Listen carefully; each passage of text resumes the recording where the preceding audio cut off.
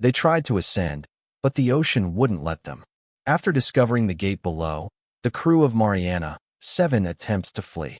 But something holds the ship in place. The spiral is no longer just a symbol. It's growing across the vessel. The ship won't rise, and the darkness begins to answer. You're listening to SpookyShade, where stories are whispered from the deep and fear always finds its way in. Subscribe if you're ready to go where no light reaches.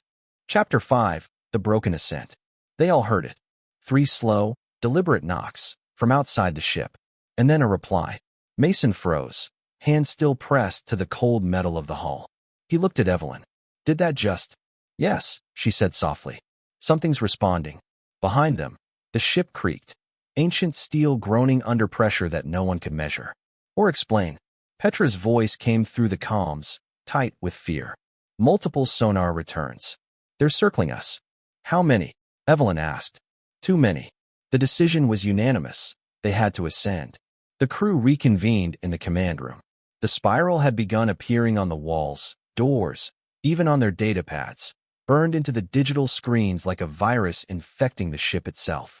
We go up, Evelyn said. Now, we override the protocol and break surface. We send a warning. No arguments here, Mason said, strapping into his harness. This place wants us. Badly. Watanabe set the commands. Beginning ascent procedure. Engaging ballast release. The vessel shuddered. Nothing happened. Release failed, Watanabe said. Switching to manual override. Again, the ship trembled. Then the lights died. Total blackout. All screens. All power. Gone. A moment later, an emergency red glow flickered on. The backup generator groaned, barely alive. But the ascent had failed. Why aren't we rising? Petra's voice cracked. Mason checked the ballast levels. Nothing's wrong with the systems. They released. We should be floating. But he turned pale. We're not moving. Then the pressure started. Not outside. Inside. The air grew dense. Heavy. Like something massive was pressing inward. Not on the ship, but on their minds. Petra dropped to her knees, clutching her head. I can hear them. Inside. They're speaking through us. Hallucinations, Reyes had once muttered, long before he disappeared. Now it didn't seem so unlikely. On screen, the sonar pulses returned. Dozens of shapes. No longer just circling. Ascending with them. Escorting. Or herding. Evelyn gripped the edge of the control console. They're not letting us leave. Watanabe turned slowly. There's another signal. Coming from beneath us. The others froze. You mean deeper than this? Mason asked. We're at the bottom. No, Watanabe said. Not anymore. He brought up the latest scan. A narrow rift, just below the trench floor. It hadn't been there before.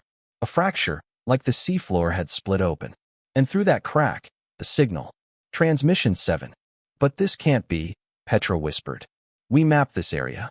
And something changed it, Evelyn said. They watched the sonar feed in silence. From the rift came something massive. It didn't move like an animal. It didn't move like a ship. It pulsed, like a heart.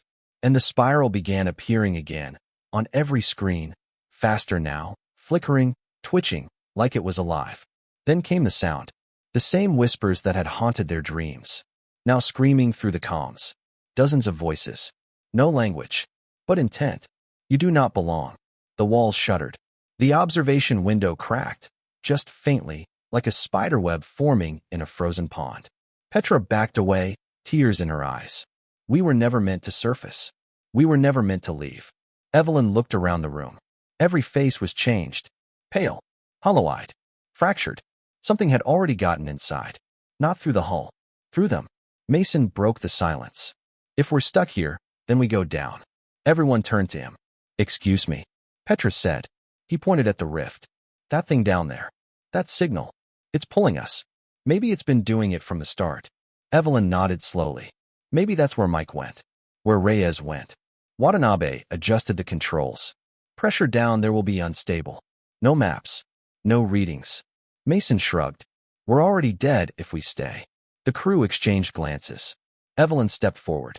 Engaged descent thrusters. Petra blinked. You're serious? Evelyn stared out the cracked viewport, into the swirling black void. I want to know what waits beneath the world. The vessel groaned again as its engines reignited, not upward, but down, toward the fissure in the ocean floor. As they approached the rift, the lights outside caught something. Pillars, stone, architecture, a gate. Thousands of meters below, recorded topography, older than the earth itself. And slowly it opened. To be continued in Chapter 6. Transmission 7.